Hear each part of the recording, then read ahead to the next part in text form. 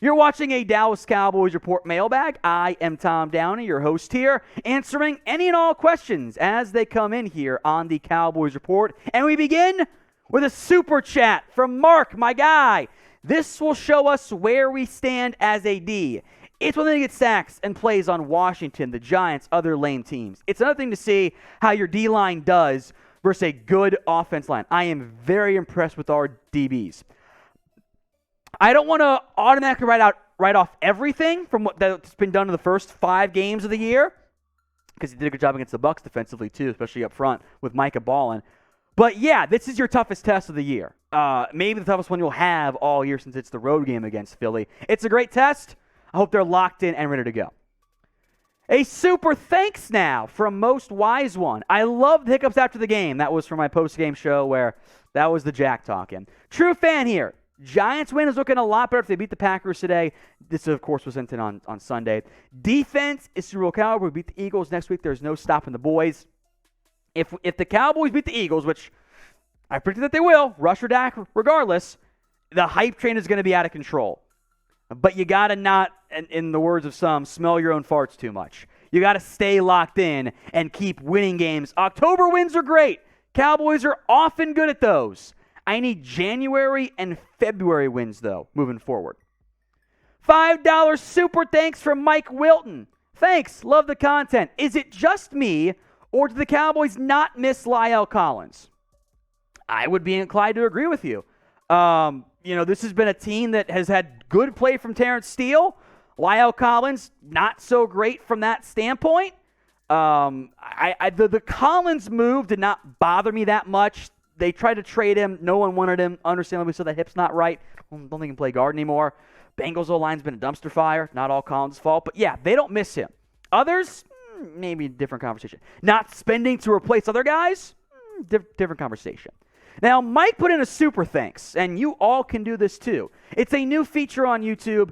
Donate outside of live videos. Click the thanks icon. And if you send in one, we will give you a shout out on our live shows because we appreciate your support here at the Cowboys Report.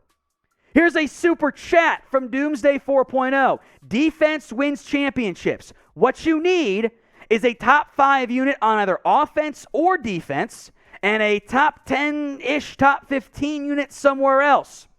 Your defense is top 5 right now. That I have no doubts. From Travis Vergara, a super thanks, $5. Thank you, my friend. Looking ahead to the Philadelphia Eagles. Matched up well with them last year and shut down an athletic Jalen Hurts. Do you believe this has to be a low-scoring game regardless of whose QB is in to win? I think he got a better chance to win a high-scoring affair with Dak in there. Like we've seen him do way more through the air across the course of his career. I would like to not allow many points. If you allow 10 points again, you should win.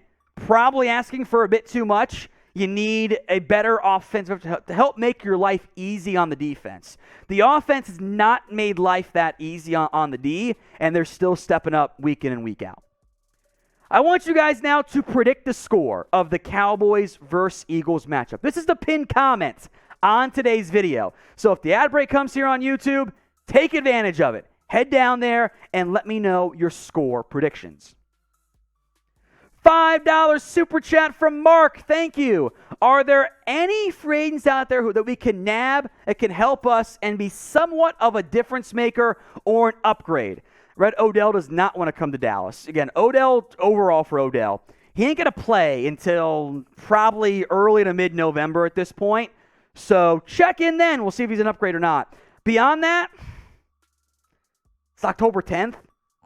When we film this on live on Monday, we're in mid-October. The depth you can find, upgrades, difference makers, maybe Ndamukong Suh, but it's kind of weird he's not out there right now. So we'll see on that front. I read this as Munkin Cowboys. I don't know if that's the right pronunciation there, so I'm sorry if not there. How about that 1-2 punch, TP and Zeke? I don't know, thunder and lightning, smash and dash, whatever phrase we want to use there.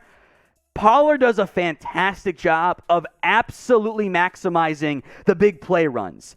Elliott does a good job still of when there's 2 yards, he's going to get you 5. When there's 10 yards, he might get you 8. But he's going to maximize those shorter runs. Pollard, if it's blocked for 3, he'll get you 3. If it's blocked for 10 or 15, he might go for 50. That's the big difference there. Both guys, I think, have played pretty well so far this season. Now, we will be live for our Cowboys-Eagles game this Sunday. Prime time, Sunday Night Football. Make sure you guys are subscribed so you don't miss out. YouTube.com/Cowboys TV. Free videos and a watch party this week.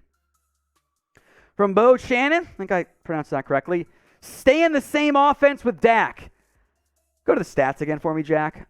I think you want more out of your offense. Like the no turnovers, yes. I want more out of this offense. 311 yards per game is not good enough. The points per game last year, if these were the numbers, we would have been like, that's not good enough. The defense is carrying you, and that's awesome. Makes me hyped for the future. I think once you go back to Dak, you can still run the football, call a better game, all that stuff, I'm fine. And focus on the results standpoint, I want more out of this offense. Alex Vasquez, 90. The NFC Beast has put the NFL on notice. We are no longer embarrassing / the laughing division anymore. And that's how it goes, right? It's cyclical. One year it's the NFC East, then it's the NFC Least, then the Beast. AFC East has done that. All the divisions with it. It's parity. The NFL is all about parity. It's never consistently just one division that's the best, unless you have a dynasty like the Cowboys did in the 90s or Patriots more recently. So NFC Beast is here this year. From David Reagan McCauley, does a premier nose tackle make our defense one of the all-time great Ds? It helps you a lot. I don't want to anoint any defense until like you get to the postseason when it really matters. I think it elevates you. I think that dynamic nose tackle, as tough as those guys are to find, that would make your defense even better. Today's show is made possible by our sportsbook partner, BetUS. Head over to chatsports.com/bet and use promo code Cowboys125 for a 125% deposit bonus. Chatsports.com/bet, promo code Cowboys125. Dallas once again is the underdog this week against Philadelphia, -4.5 points. Dallas, the last 4 games, undefeated against the spread. Maybe you keep going that route there. Put some money down. Chatsports.com/bet, promo code Cowboys125. Ryan Hunter. Hey, Tom, I think the odds of Dak playing Sunday. Also, Eagles haven't played anyone good this year. No, everyone says they have. They are not good teams. Okay, I always hate this argument. I haven't played anybody good. It's the NFL still. To go 5-0 over any stretch is not done very often. Also, the Vikings are a good football team. Like, they're not a great football team. There's only like 3 great teams. But, like, the Vikings are going to be a playoff team this year. I don't know if any teams the Cowboys have played, maybe the Giants have the best chance, are a playoff team. So, like, I don't care for that argument. As for Dak, we filmed this on Monday live. I think low chance he'll push himself. I would wager it's Rush right now because that thumb, I think, needs more time. But he'll push himself, so we'll see. Ryan Dixon Carroll, where do you think Blake Corum will go in the draft? You think the Cowboys would draft him and cut Zeke? He's amazing. Yeah, Blake Corum has been balling this year for the Michigan Wolverines, one of the better running backs in the entire college football. He is draft eligible, by the way. He's put up almost the same touches he did last year. He has 11 last 2 years, both. He's 11 already this year. I don't know. Day 2, somewhere in that range. He's not a round 1 back. That's Bijan, and that's it for me. I think there's a good chance they cut Zeke. I think he's not back on his current contract.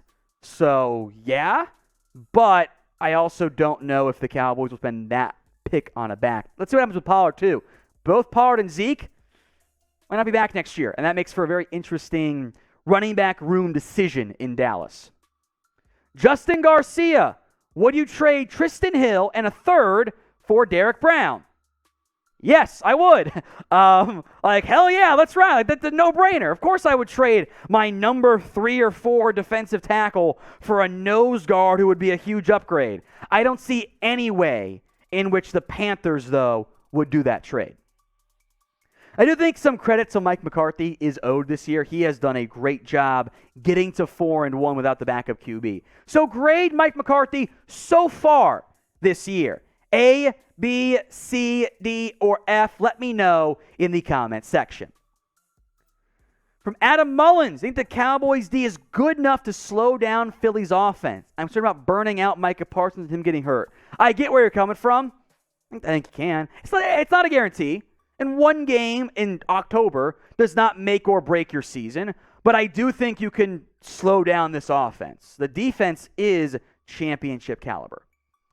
From Jerry Garza, what are the odds Kellen sticks to the same or similar game plan when Dak returns? I worry he tries too much because he gets his Ferrari back. It does feel like at times, especially in week 1 this year, the offense was, F it, we'll be fine. Like they do crazy stuff and go, well, Dak will bail us out, which was not a good game plan. I think there's been some Ewing theory for your coaching staff of like, we're going to make this happen. It's going to be better now, which isn't, I think it's happening. Now, you need better overall results, but I think a similar game plan with a better QB should result in better results. Dallas 8-9, next scapegoat. This defense work when your offense doesn't turn the ball over with Dak. 24 turnovers last 22 games by Dak. Short fields, offense, no rest. Our defense is a tough task. I get where you're coming from. I do. I would say that more points also benefits your defense, right? You do need the good version of Dak Prescott. Like, if you get the week 1 Dak Prescott, yeah, things are not going to go well for you. That's never going to win football games. It's also not indicative of what we've seen, in recent years overall for Dak. He's been a very, very good quarterback. They've consistently been a top 5 offense pretty much since mid-part of 2018. If you ask your defense, who do you want, Dak or Rush? They're all going to say Dak. That locker room is excited to have Dak Prescott back soon. Austin Brookhouse just wanted to say F Skip Bayless, go Cowboys. It's funny. Yeah, don't listen to Skip, to be clear. Like, Skip doesn't know what he's talking about. Skip don't know ball. He doesn't. And he's a fake Cowboys fan just designed to get attention. Don't listen to Skip. Instead, make sure you guys are subscribed to the Cowboys Report for honest Cowboys analysis, not designed just to make you pull your hair out. YouTube.com/CowboysTV.